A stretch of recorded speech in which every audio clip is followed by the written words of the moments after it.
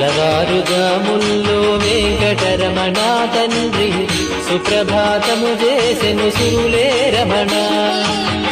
పంచామృతములతో వెంకటరమణ తండ్రి నిత్యాభిషేకములే నిత్యము రమణ. వజ్రమకుటంబుతోను వెంకటరమణ తండ్రి శంకు చక్రధారుడవే తిరుమల రమణ. మూడు నామాలతోను వెంకటరమణ తండ్రి ముల్లోకములు ఏదడి మూర్తి విరమణ.